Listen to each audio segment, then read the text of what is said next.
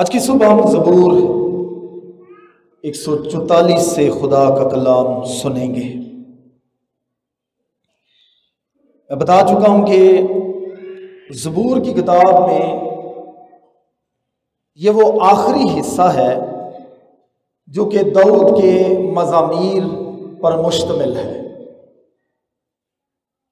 और दाऊद के मज़ामीर में से जिस ज़बूर पर आज हम गौर करने वाले हैं, इस आखिरी सेट में उसका 7वां नंबर है।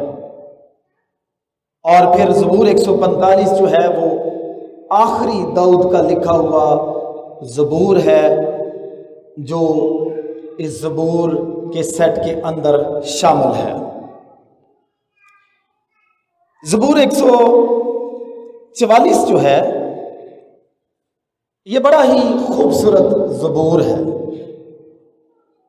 इसमें ज़बूर नवीस जो है यानी खुदावन का बंदा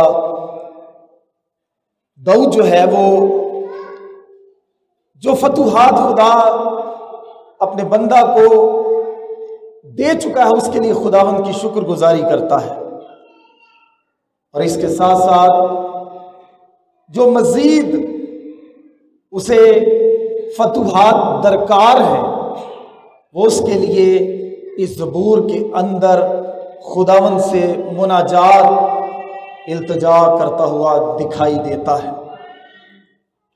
लेकिन आज की सुबह इससे कबल कि हम इस ज़बूर पर गौर करें, मैं ये बताना चाहता हूं कि इस ज़बूर की जो खास बात है वो ये बात है कि ज़बूर 144 जो है ये ज़बूर 18 के साथ बहुत ज्यादा मिलता जुलता है। जो हम गाते हैं आप पे ऊपरों हाथ वधा के मैनू रब बचावेगा, जो लिखना चाहते हैं कि इन दोनों मज़ामीर के दरमियान क्या कदरे मुश्तरक पाई जाती है, तो मैं जल्दी के साथ एक छोटा सा सर्वे आपके सामने रखना चाहता हूं। ज़बूर 144 की जो पहली और दूसरी आयत है, ज़बूर 18 की दूसरी और 34वीं, 46वीं और 47वीं आयत के साथ बहुत ज्यादा मिलती जुलती है। क्या बताया मैंने कि ज़बूर 144 की जो पहली और दूसरी आयत है वो ज़बूर 18 की जो दूसरी आयत है, 34वीं आयत है, और 46वीं और 47वीं जो आयत है उसके साथ बहुत ज्यादा मिलती जुलती है। फिर ज़बूर 144 की जो तीसरी आयत है वो ज़बूर 18 की चौथी आयत के साथ बहुत ज्यादा मिलती है। ज़बूर 144 की जो 5वीं आयत से लेकर 11 आयत हैं, इनका ताल्लुक ज़बूर 18 की 9वीं आयत के साथ है, 14वीं आयत के साथ है, 16वीं आयत के साथ है, 17वीं आयत के साथ है, और फिर 44वीं, 45वीं और 50वीं आयत के साथ बहुत ज्यादा है। और फिर इसके साथ साथ जो ज़बूर की 5वीं आयत से लेकर 11वीं आयत है उसका ताल्लुक ज़बूर 33 की दूसरी और तीसरी आयत के साथ भी है, और ज़बूर 39 के साथ भी है, ज़बूर 102 के साथ भी है, और ज़बूर 104 के साथ भी है। लेकिन इस ज़बूर का जो आखिरी हिस्सा है जो 12वीं आयत से लेकर 15वीं आयत तक है, इसकी जो कदर मुश्तरक है वो कहीं ज़बूर में पाई नहीं जाती। यानी जो आयत ज़बूर 144 में है वो सिर्फ इसी ज़बूर में है, इसके मिलते जुलते अल्फाज यानी और कहीं नहीं मिलते हैं। इसलिए मुख्तसरन मैं ये कहना चाहता हूं कि ज़बूर 144 जो है और ज़बूर जो 18 है, घर जाकर इसको पढ़िएगा, ये दोनों बड़े मिलते जुलते मज़ामीर हैं। इनके दरमियान अल्फाज का खूबसूरत इम्तजाज जो है वो पाया जाता है। हम आज इस ज़बूर पर गौर करेंगे। इस ज़बूर की जो पहली और दूसरी आयत है, इसमें खुदावंद का बंदा दाऊद जो है वो खुदा की शुक्रगुजारी करता है, खुदा की सताइश करता है उन फतूहात के लिए जो खुदा उसे दे चुका है, नवाज चुका है। लेकिन इस सताइश की जो खास बात यह है कि इसमें वो खुदा को खास अलकाबात से पुकारता है, वो खुदा का शुक्र करता है, खुदा की तमजीद करता है, खुदा की सताइश करता है, लेकिन वो खुदा को खास नामों के साथ, खुदा को खास अलकाबात के साथ पुकारता है। आइए गौर करें वो कौन से अलकाबात हैं जो पहली 2 आयात में खुदावंद का बंदा दाऊद जो है वो खुदा के लिए इस्तेमाल करता है। खुदावंद का शुक्र करते हुए वो कहता है, खुदावंद मेरी चट्टान मुबारक। पहला लक़ब जो खुदावंद की सताइश के लिए इस्तेमाल करता है वो कहता है, खुदावंद मेरी चट्टान है। और फिर दूसरी आयत में वो खुदावंद को शफकत करने वाले खुदा के तौर पर जाहिर करता है कि खुदावंद शफकत करने वाला है। तीसरा लक़ब या खुदा को जिस हैसियत से मुबारक कहता है वो कहता है कि वो मेरा कला है। किला भी हम कहते हैं पंजाबी में, लेकिन इसका दुरुस्त तलफ़ुज़ जो है वो कला है। और चौथा लक़ब जो खुदा के लिए वो इस्तेमाल करता है इन 2 आयात में, वो मेरा ऊंचा बुर्ज है, हाई टावर है। और फिर 5वां लक़ब या ख़ुसूसियत खुदा की जिसके लिए वो सताइश करता है वो मेरा छुड़ाने वाला। 6ठा टाइटल जो खुदा के लिए इस्तेमाल करता है वो मेरी सिपर है, अंग्रेजी में जिसे शील्ड कहा जाता है, वो मेरी सिपर है। और फिर इसके बाद वो कहता है कि वो मेरी पनाहगाह है, छुपने की जगह है। इन पहली 2 आयात में वो खुदावंद की सताइश करता है और कहता है कि खुदावंद मेरे लिए क्या है। 7 गोया अलकाबात, खुदा की 7 खुसूसियात वो इन आयात के अंदर गनवाता है। चट्टान है, शफकत करने वाला है, कला है, ऊंचा बुर्ज है, छुड़ाने वाला है, सिपर है और वो मेरी पनाहगाह है। जब आप खुदावंद की सताइश करते हैं, जब आप खुदावंद की तमजीद करते हैं, आप खुदा को किस हैसियत से पुकारते हैं। मेरे अज़ीज़ों, इन आयात के अंदर वो 7 बातों से खुदावंद की ज़ात को मंसूब करता है और वो गोया खुदा की सफ़ात का तज़किरा करते हुए वो कहता है कि खुदावंद उसके लिए बहुत कुछ है। चट्टान ताकत को, जोर को पेश करती है। मेरे अज़ीज़ों, उसको ये कहना कि वो उस पर शफकत करने वाला है, गोया वो अपने कमजोर होने का इकरार करता है कि मैं इस लायक नहीं हूं, लेकिन फिर भी वो मुझ पर शफकत करता है, मेहरबानी करता है। कला है। कले किस लिए बनाए जाते थे? बादशाह कलों को तमीर किया करते थे। शाही कला है लाहौर में। कलों में बादशाह जो थे वो रहायश पजीर हुआ करते थे। कले जो थे वो छुपने का काम अंजाम दिया करते थे, लोगों में छुपा करते थे। वो मुहाफ़ज़त के काम को अंजाम देने के लिए तामीर किए जाते थे। पाकिस्तान में बेशुमार कले हैं जो लोग देखना चाहते हैं, जानते हैं। ऊंचा बुर्ज है, छुड़ाने वाला है, सिपर है, मेरी पनाहगाह है। गोया उसके नज़दीक खुदा की ज़ात उसके लिए बहुत बड़ी है और वो इन आयात में खुदावंद की शुक्रगुजारी करता है इस बात के लिए कि वो कौन है।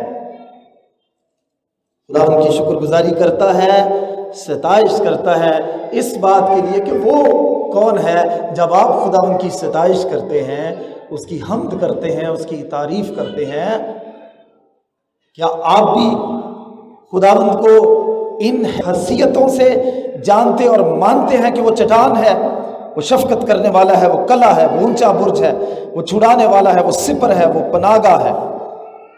गोया वो इन सफ़ात से, इन अलकाबात से खुदावंद की इज्जत और तारीफ करता है।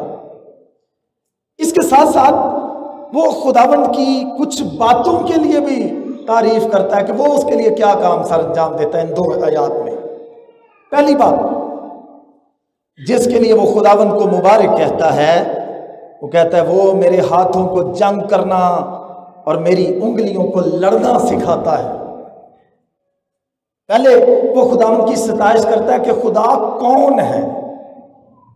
वो चट्टान है, वो शफकत करने वाला कला है, वो सिपर है, ऊंचा बुर्ज है, छुड़ाने वाला है, पनागा है। अब वो ये बताता है कि उसके लिए वो क्या करता है, और वो खुदावंद की तारीफ और सताइश करते हुए कहता है वो मेरे हाथों को जंग करना और मेरी उंगलियों को लड़ना सिखाता है। गोया इन आयात में भी वो खुदा की एक ख़ास खूबी का, खुदा के एक ख़ास वصف का तज़किरा करता है, और वो क्या है कि गोया खुदा उसके लिए एक उस्ताद की मानद है। गोया खुदावत उसके लिए एक ट्यूटर की मानद है जो अपने स्टूडेंट्स को सिखाता है, ट्रेंड करता है।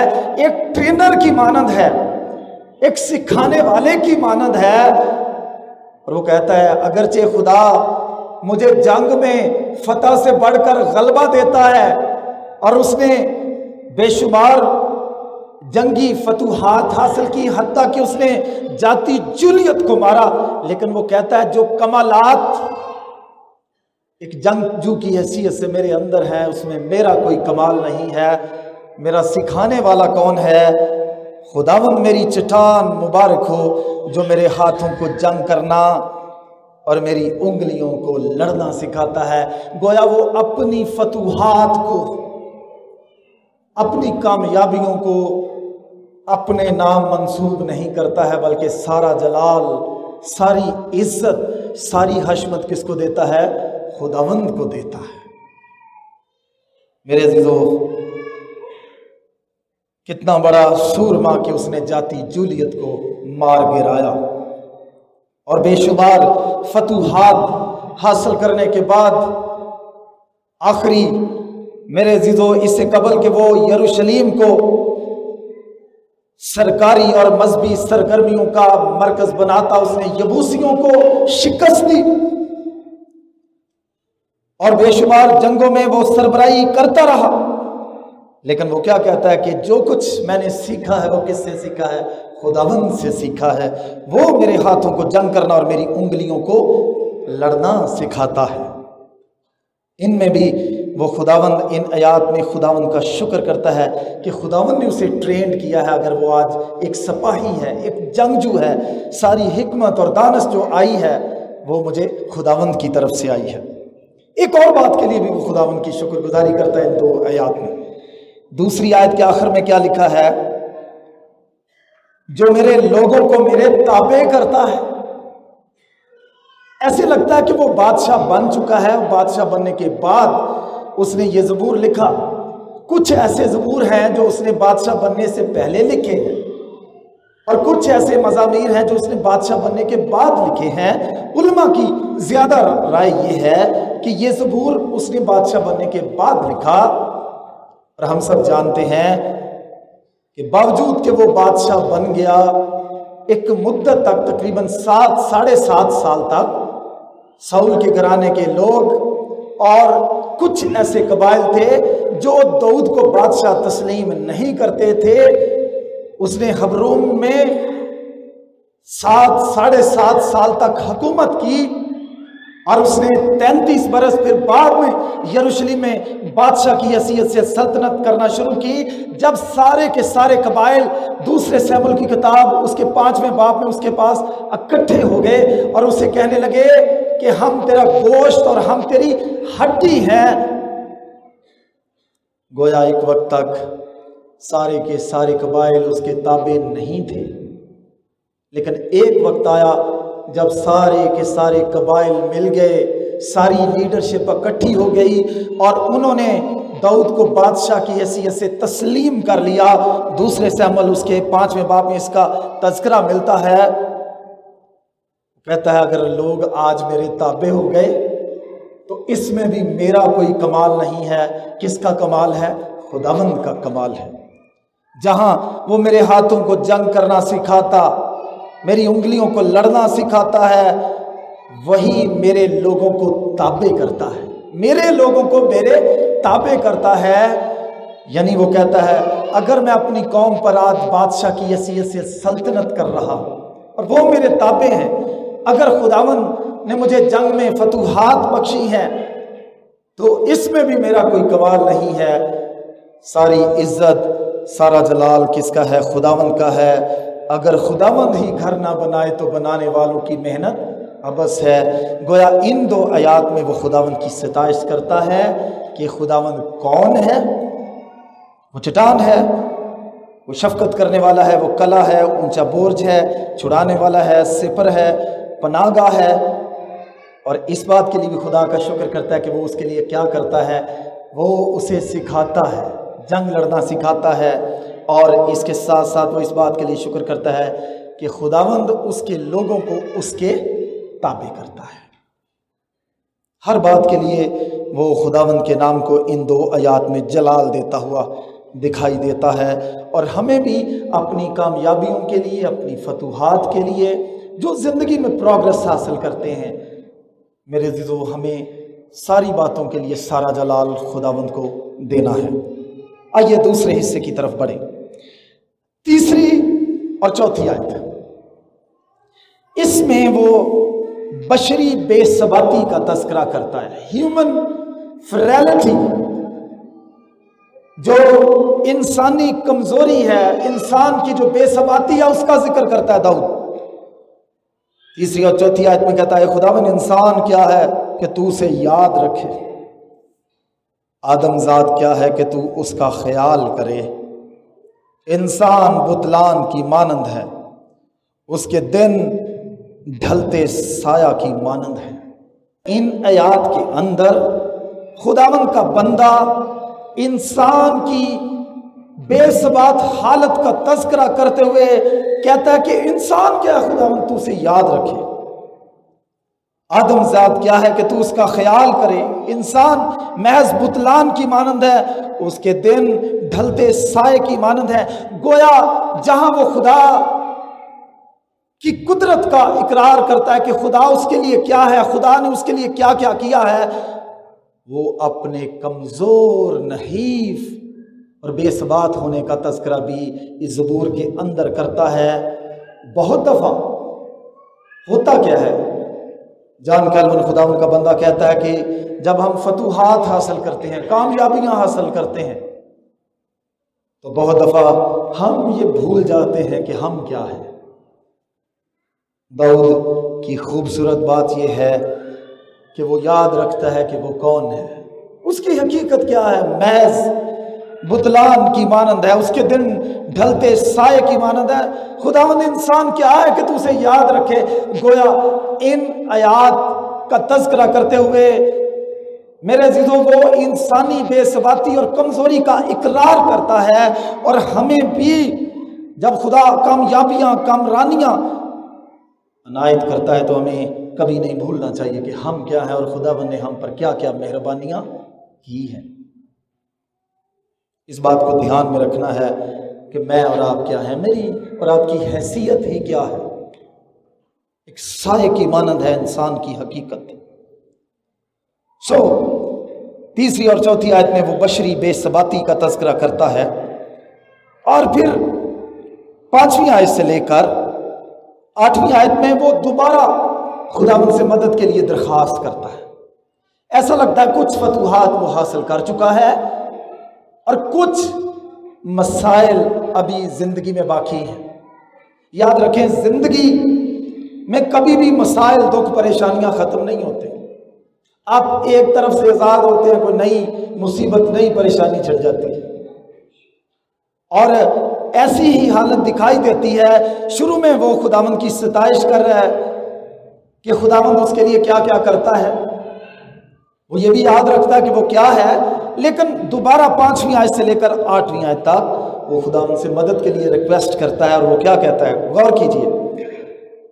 आई खुदावंद आसमानों को झुकाकर उतरा, आसमानों को झुकाकर उतरा, पहाड़ों को छू तो उनसे धुआं उठेगा, बिजली गिराकर उनको परागंदा कर दे, अपने तीर चलाकर उनको शिकस्त दे दे।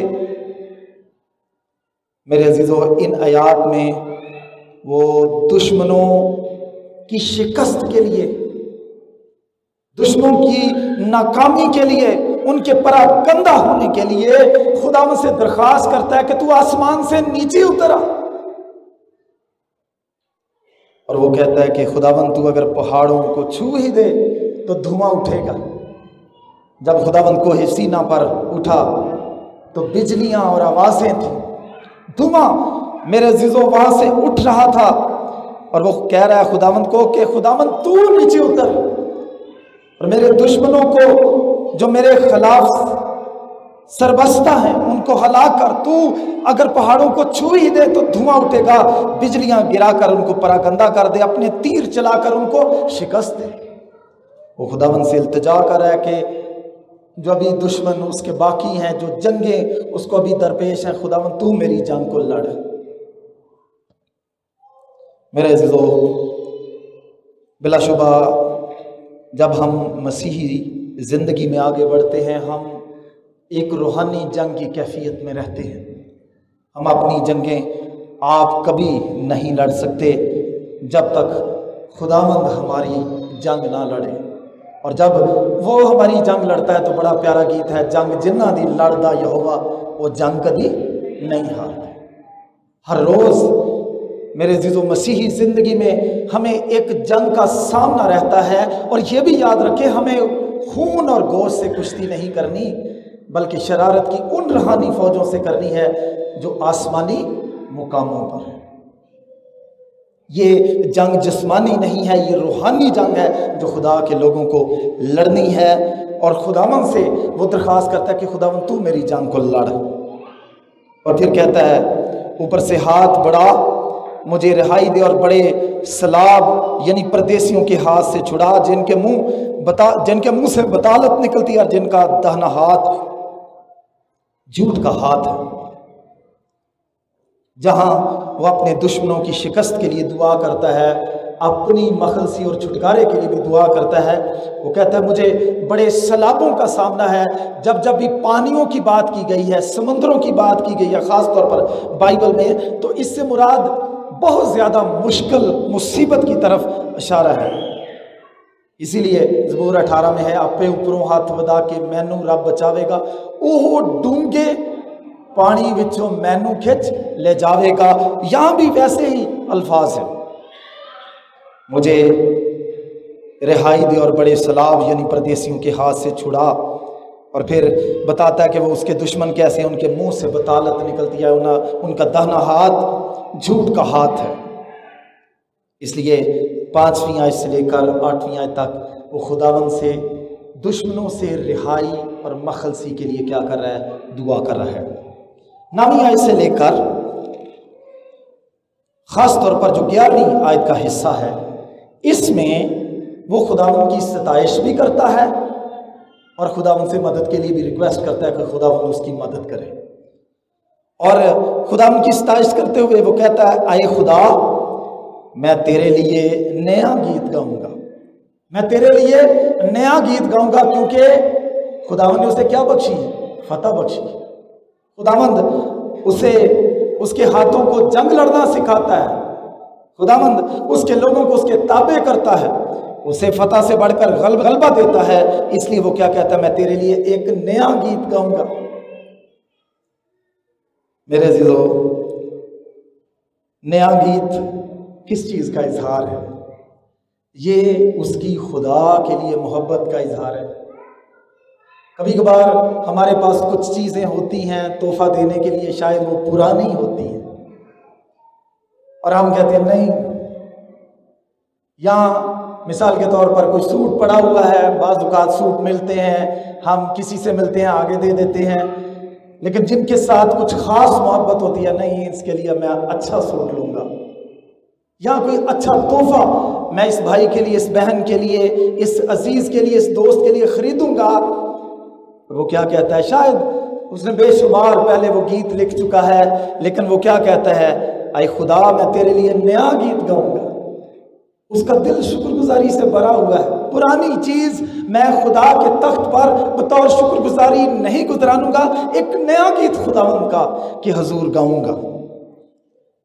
और वो ये भी कहता है कि मैं दस्तार वाली बरबत पर तेरी मदा सराई करूंगा। उसका दिल शुक्रगुजारी से भरा हुआ है, वो खुदा उनकी सताइश कर रहा है।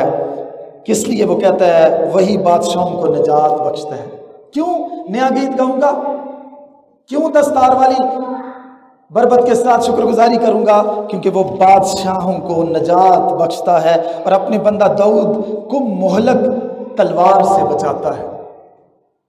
बहुत सारे उल्मा के मुताबिक मोहलक तलवार का इशारा जाती जूलियत की तलवार की तरफ है, जो कि उसको हलाक कर सकती थी। लेकिन बहुत सारे खुदा के खादम कहते हैं कि इन आयात में जब वो कहता है मैं नया गीत गाऊंगा, मैं दस्तार वाली बरबत पर तेरी मदा सराई करूंगा, वो बादशाहों को निजात बख्शता है, अपने बंदा दाऊद को मोहलक तलवार से बचाता है, तो गोया इसका इशारा जाती जूलियत की तलवार की तरफ है, जिससे खुदावन ने उसको बचाया, छुड़ाया। कहता है मुझे भी बचा। फिर रिक्वेस्ट कर रहा है, और परदेसियों के हाथ से छुड़ा जिनके मुंह से बतालत निकलती रहती है, और जिनका दाहिना हाथ झूठ का दाहिना हाथ है। झूठ का दाहिना हाथ है। मैं पढ़ रहा था ये क्या है दाहिना हाथ, झूठ का दाहिना हाथ। तो बहुत सारे उल्मा कहते हैं कि बहुत सारे लोग उस जमाने में जब अहदो पमा करते थे तो अपना दाहिना हाथ उठाते थे। उनका दाहिना हाथ आसमान की तरफ उठाना इस बात की इलामत थी, जैसे अदालत में हम कह सकते हैं जो कुछ कहूँगा सच कहूँगा, सच के सिवा कुछ नहीं करूँगा। वो कहना चाहता है जो मेरे दुश्मन हैं वो दाहिना हाथ अगरचे उठाते हैं, लेकिन उनका दाहिना हाथ झूठ का हाथ है। वो कहता है खुदावंद देख मैं तेरा बंदा हूँ, लेकिन मेरे दुश्मनों के मुंह से हर वक्त बतालत झूठ निकलता रहता है। वो कसम भी खाते हैं तो वो भी झूठी खाते हैं। इन आयात में वो खुदावंद की शुक्रगुजारी करता है और खुदावंद से मदद के लिए दरख्वास्त भी करता है। नामिया इससे लेकर 11वीं आयत तक, मुझे बचा, परदेसियों के हाथ से छुड़ा, जिनके मुंह से बतालत निकलती है, जिनका दाहिना हाथ झूठ का दाहिना हाथ है। आखिरी हिस्सा 12वीं आयत से लेकर जो 15वीं आयत का हिस्सा है, इसमें वो आरज़ूमंद है अपनी कौम की खुशहाली के लिए, बरकत के लिए। और कुछ लोग कहते हैं कि जहाँ वो इस बात की आरज़ू कर रहा है कि उसके लोग खुशहाल हों, इसके साथ साथ उलमा कहते हैं कि वो गोया बरकत दे रहा है अपनी कौम को एक बादशाह की हैसियत से, क्योंकि बादशाह अपनी कौम के लोगों को बरकत दिया करते थे। और वो क्या है, जब हमारे बेटे जवानी में कदावर पौधों की मानंद हो, जब हमारी बेटियां महल के कोने के लिए तराशे हुए पत्थरों की मानंद हो, जब हमारे खत्ते भरे हुए हों जिनमें हर किस्म की जिन्स मिल सके, जब हमारी भेड़ बकरियां हमारे कूचों में हजारों और लाखों बच्चे दें, जब हमारे बैल लदे हों, ना रखना हो ना खरूज, ना हमारे कूचों में वावेला हो। मुबारक है वो कौम जिसका ये हाल है, मुबारक है वो कौम जिसका खुदावंद है। गोया वो अपनी कौम के लिए, उम्मत के लिए 12वीं आयत से लेकर 15वीं आयत तक वो खुदावंद से बरकत मांग रहा है या उनको बरकत दे रहा है, या उसकी ख्वाहिश है कि काश उसकी कौम ऐसे हो। बेटे जवानी में कद्दावर पौधों की मानद हो, बेटियां कोने के तराशे हुए पत्थरों की मानद हो, खत्ते भरे हों, भेड़ बकरियां लाखों बच्चे दें, खुशहाली हो हर तरफ, बैल खूब लदे हों, ना कोई रखना हो ना खरूज, रखना खरूज। ये जंग की तरफ इशारा करता है, क्योंकि शहरों के गिर्द दीवारें होती थी, फसीलें होती थी। जब दूसरी कौमें जंग करने के लिए आया करती थी तो वो दीवारों में सबसे पहले रखना करते थे, दीवारों को तोड़ते थे और फिर लोग बाहर से निकल पड़ते थे और यूं उनकी शिकस्त की तरफ इशारा होता था। दाऊद इन आयात में आरज़ूमंद है कि काश ऐसी बरकत, ऐसी खुशहाली मेरी कौम के पास हो, खुदा मेरी कौम को ऐसी खुशहाली, ऐसी बरकत बख्शे। और फिर आखिर में फिर वो कहता है, मुबारक है वो कौम जिसका ये हाल है, मुबारक है वो कौम जिसका खुदावंद है। हमें आज इस ज़बूर पर गौर करते हुए हमने गौर किया कि पहली दूसरी आयात में वो खुदावंद की सताइश करता है कि खुदावंद उसके लिए कौन है, उसके लिए वो क्या क्या करता है। दूसरी और तीसरी और चौथी आयत में वो बशरी कमज़ोरी का जिक्र करता है। फिर वो 5वीं आयत से लेकर 8वीं आयत तक दोबारा खुदावंद से मदद के लिए दरख्वास्त करता है। फिर 9वीं आयत से लेकर 11वीं आयत तक खुदावंद की वो सताइश भी करता है और मदद के लिए इल्तिजा भी करता है। 12वीं आयत से लेकर 15वीं आयत तक वो अपनी कौम के खुशहाल होने के लिए दुआ करता है या उनको बरकत देता है। ये वो ज़बूर के जुमला नुकात हैं जो इस ज़बूर के अंदर पाए जाते हैं। मैं यही ख्याल आज आपके सामने रखना चाहता हूँ कि जिस तरह इस ज़बूर में दाऊद जो है वो बतौर बादशाह खुदावंद की शुक्रगुजारी करता है, अपनी सारी फतूहात कामयाबियों को खुदावंद के नाम से मंसूब करता है, अपने कमज़ोर होने का भी इकरार करता है और जो उसे अभी मुश्किल बाकी है उसके लिए वो खुदावंद को पुकारता है और अपनी कौम के लिए वो दुआ गो है कि खुदावंद बरकत बख्शे। हमें भी जो बरकतें खुदावंद दे चुका है उसके लिए खुदावंद की सताइश करनी है। सब कुछ खुदावंद की बदौलत है। हमें याद रखना है कि हम कौन हैं, जो मुश्किलात हैं उसके लिए खुदावंद से मदद मांगनी है और अपनी कौम के लिए भी बरकत की दुआ करते रहना है। खुदावंद आपको बरकत दे। Thank you.